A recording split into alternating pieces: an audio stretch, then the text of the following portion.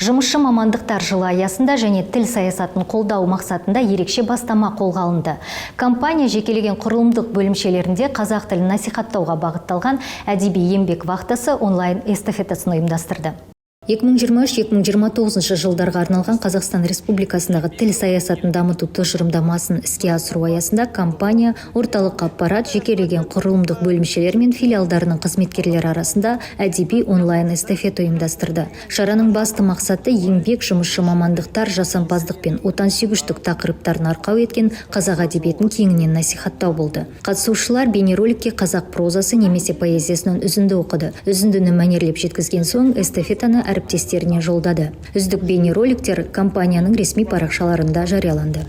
В рамках года рабочих профессий в компании прошла уникальная онлайн-эстафета под названием «Литературная вахта труда», посвященная популяризации казахского языка и трудовых ценностей.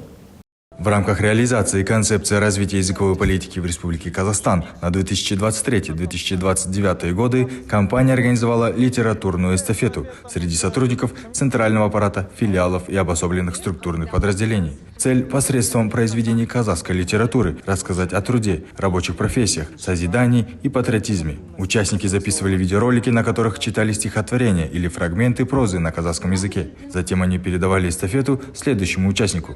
Лучшие видеоролики литературные вахты труда были опубликованы на официальном сайте компании.